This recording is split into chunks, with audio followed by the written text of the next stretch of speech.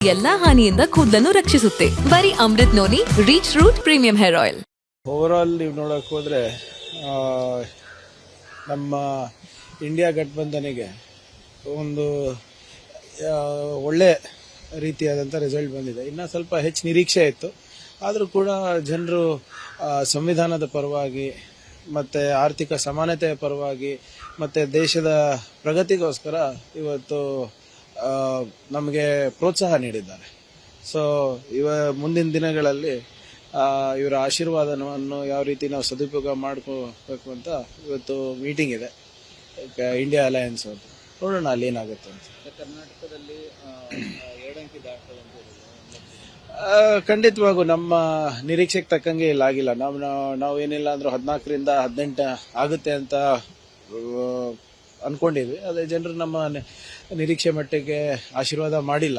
ಇದರಲ್ಲೂ ಕೂಡ ಕೆಲವು ಪಾಠಗಳಿವೆ, ಅವೆಲ್ಲನೂ ನಾವು ನೋಡಿ ಅದೇನಿದೆ ಸರಿಪಡಿಸ್ಕೊಂಡು ಹೋಗ್ತೀವಿ. ಕಳೆದ ಬಾರಿಗಿಂತ ಬಿಜೆಪಿ ಈ ಬಾರಿ ಒಂದಷ್ಟು ಸೀಟ್ಗಳನ್ನ ಕಳೆದುಕೊಂಡಿದೆ. ನೋಡಿ, ಇದು ಏನಾಗಿದೆ ಅಂದ್ರೆ ತಾವು ನೋಡ್ಬೋದಾಗಿದೆ, ಅವರ ಒಂದು ದುರಂಕಾರಕ್ಕೆ ಜನರು ಉತ್ತರ ಕೊಟ್ಟಿದ್ದಾರೆ. ಮೊದಲನೇ ಅವಧಿನಲ್ಲಿ ಪ್ರಧಾನಮಂತ್ರಿಯವರು ಪ್ರಧಾನ ಸೇವಕ ಇದ್ದೀನಿ ಅಂತ ಹೇಳ್ತಾ ಇದ್ರು, ಅದಾದ್ಮೇಲೆ ಚೌಕಿದಾರ್ ಆದ್ರು. ಈಗಂತೂ ಅವರು ದೇವಪುತ್ರನೇ ಆಗ್ಬಿಟ್ಟಿದ್ದಾರೆ, ನಾನೇ ದೇವ್ರು ಅಂತ ಹೇಳಿದ್ರು.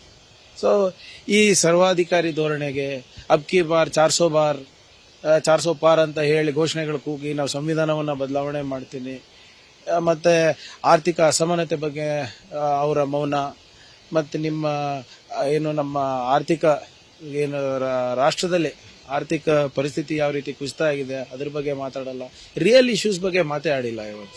ಇವತ್ತು ಅವರಿಗೆ ಜನರು ಒಂದು ತಕ್ಕ ಪಾಠ ಕಲಿಸಿದ್ದಾರೆ. ಮತ್ತು ವಿಶೇಷವಾಗಿ ಯಾರು ದೇವರ ಹೆಸರ ಮೇಲೆ ರಾಜಕೀಯ ಮಾಡ್ತಾ ಇದ್ರು, ಅಯೋಧ್ಯದಲ್ಲೇ ಇವತ್ತು ಸೋತಾ ಇದಾರಲ್ಲ. ನಿನ್ನೆ ನೀವು ನೋಡಬಹುದಾಗಿತ್ತು ಅವರ ಭಾಷಣ. ಮುಂಚೆ ಜೈ ಶ್ರೀರಾಮ್ ಅಂತ ಪ್ರಾರಂಭ ಮಾಡ್ತಾ ಇದ್ರು, ನಿನ್ನೆ ಜೈ ಜಗನ್ನಾಥ್ ಅಂತ ಪ್ರಾರಂಭ ಮಾಡಿದ್ರು. ಒಂದೇ ಎಲೆಕ್ಷನ್ ಏಟಿಗೆ ಇವರು ರಾಮನ್ನು ಬಿಟ್ಬಿಟ್ಟಿದ್ದಾರೆ ಇವಾಗ. ಸೊ ಹಾಗಾಗಿ ಇದು ಒಂದು ಪಾಠ ಎಲ್ಲ ಪಾರ್ಟಿಗಳಿಗೂ.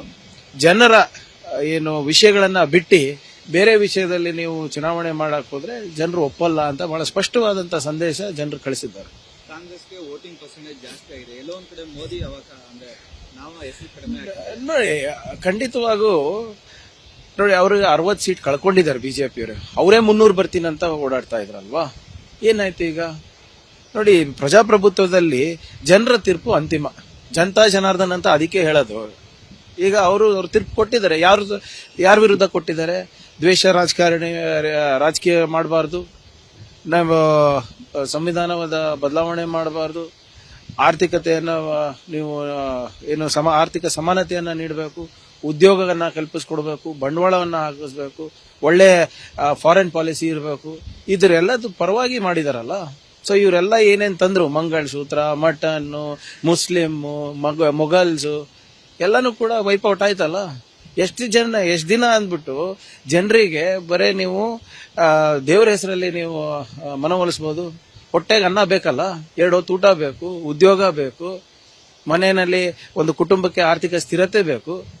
ಇವೆಲ್ಲ ಇದ್ರೆ ನೀವು ಏನ್ ಜಪ ಮಾಡೋಂತೀರೋ ಜನ ಜಪ ಮಾಡ್ತಾರೆ. ಇವ್ಯಾವುದು ಇರ್ಲಾರ್ದೆ ನೀವು ಬರೇ ಜಪ ಮಾಡುವಪ್ಪ ಅಂದ್ರೆ ಯಾರು ಮಾಡಕ್ ಆಗೋದಿಲ್ಲ. ಇದು ತಿರುಪೆ ಸಾಕ್ಷಿ ಇದಕ್ಕೆ. ನನ್ನ ಜೀವನದಲ್ಲಿ ನಾನು ಮಾತ್ರವಲ್ಲ, ನನ್ನ ಕೂದಲು ಕೂಡ ಆಗಿರ್ಬೇಕು ಸ್ಟ್ರಾಂಗ್ ಅಂಡ್ ಸ್ಟೈಲಿಶ್. ಬರೀ Amrut noni reach root premium hair oil ನೊಂದಿಗೆ. Reach root premium hair oil. Sir, ಎಲ್ಲೋ ಕಡೆ ನಿನ್ನೆಯಿಂದ ಶಾಸಕ ಪ್ರದೀಪ್ ಈಶ್ವರರು ಸಾಮಾಜಿಕ ಜಾಲತಾಣದಲ್ಲಿ ರಾಜೀನಾಮೆ ನೀಡಿದ್ದಾರೆ. ನೋಡಿ, ಅದು ನನಗೆ ಹೆಚ್ಚು ಮಾಹಿತಿ ಇಲ್ಲ ಅದ್ರ ಬಗ್ಗೆ. ಆದ್ರೆ ನಾನು ಕೇಳಿದ್ದೇನು, ಪ್ರದೀಪ್ ಈಶ್ವರ್ ಅವರು ಹೀಗೆ ಭಾಷಣ ಮಾಡಬೇಕಾದ್ರೆ ನಾನು ಲೀಡ್ ಕೂಡ ಏನು 1 ವೋಟು ಜಾಸ್ತಿ ಆಗೋದಿಲ್ಲ ಅಂತ ಹೇಳಿದ್ದಾರೆ ಅಂತ ಕೇಳ್ಪಟ್ಟಿದ್ದೀನಿ. ಏನಿರಲಿ, ಅವೆಲ್ಲ ಭಾಷಣ ಮಾಡ್ಬೇಕಾದ್ರೆ ಹೇಳೋದು ಸಹಜ. ಇವರೆಲ್ಲ 15 ಲಕ್ಷ ಹಾಕ್ತೀನಿ ಅಂದ್ರಲ್ಲಪ್ಪ, ಹಾಕಿದ್ರ? ಪಾಕಿಸ್ತಾನ ಆಕ್ಯುಪೈಡ್ ಕಾಶ್ಮೀರ್ ತರ್ತೀನಿ ಅಂತ ತಂದ್ರ? ಇವೆಲ್ಲ ನೋಡಿ, ಅವಾಗ ಭಾಷಣ ಮಾಡಬೇಕಾದ್ರೆ ಹಲವಾರು ಬಾರಿ ನಾವು ಹೀಗೆ ಮಾತಾಡ್ತೀವಿ, ಇಲ್ಲಿ ಹೇಗೆ ಓಟ್ ಬರ್ತದೆ ನಾನು ನೋಡ್ತೀನಿ ನಮ್ ಕ್ಷೇತ್ರ ಅಂತ. ಈಗ ಪ್ರದೀಪ್ ಈಶ್ವರ್ ಸುಧಾಕರ್ ಅವರು ಸಿಟ್ಟಿಂಗ್ ಮಿನಿಸ್ಟರ್ ಇದ್ದಾಗ ಸೋಲ್ಸಿದ್ ನಿಜ ಅಲ್ವಾ? ಅದು ನೋಡಿ, ಅವ್ರವ್ರ ವೈಯಕ್ತಿಕ ವಿಚಾರ ಇದೆ, ಅದೆಲ್ಲ ಅಪ್ರಸ್ತುತ. ಈಗ ಸರ್ಕಾರ ಯಾರು ರಚನೆ ಮಾಡ್ತಾರೆ, ಯಾವ ನೀತಿಗಳ ಮೇಲೆ ರಚನೆ ಆಗುತ್ತೆ, ಅದು ಮುಖ್ಯ. ಮನೆ ಮೇಲೆ ಕಲ್ತೂರಾಟ ಕೂಡ ನೋಡಿ, ಯಾರೇ ಇರ್ಬೋದು, ಸೋಲು ಗೆಲುವು ಒಂದು ಚುನಾವಣೆಯಲ್ಲಿರ್ತವೆ. ಗೆದ್ದ ತಕ್ಷಣ ನೀವು ಸರ್ವಾಧಿಕಾರಿ ಅಂತ ಅಲ್ಲ, ಅಥವಾ ನೀವು ದೇವರು ಆಗಲ್ಲ. ಹೀಗೆ ಕಲ್ ತೂರಾಟ ಮಾಡೋದು ಅಥವಾ ವೈಯಕ್ತಿಕವಾಗಿ ನಿಂದನೆ ಮಾಡೋದು ಅದೆಲ್ಲ ಸರಿಯಲ್ಲ ಅಂತ ನನ್ನ ಅಭಿಪ್ರಾಯ. ಅನುಕ್ಷಣದ ಸುದ್ದಿಗಳಿಗಾಗಿ ವಿಸ್ತಾರ ನ್ಯೂಸ್ ಯೂಟ್ಯೂಬ್ ಚಾನೆಲ್ ಸಬ್ಸ್ಕ್ರೈಬ್ ಮಾಡಿ. ಹೊಸ ಸುದ್ದಿಗಳ ನೋಟಿಫಿಕೇಶನ್ಗಾಗಿ ಬೆಲ್ ಐಕಾನ್ ಕ್ಲಿಕ್ ಮಾಡಿ. ಲೇಟೆಸ್ಟ್ ಅಪ್ಡೇಟ್ಸ್ಗಾಗಿ www.vistaranews.com ವೆಬ್ಸೈಟ್ಗೆ ವಿಸಿಟ್ ಮಾಡಿ. ಅಂಗೈಯಲ್ಲೇ ಜಗತ್ತಿನ ಸುದ್ದಿ ತಿಳಿಯಲು ವಿಸ್ತಾರ ನ್ಯೂಸ್ ಕನ್ನಡ ಆಪ್ ಡೌನ್ಲೋಡ್ ಮಾಡಿ.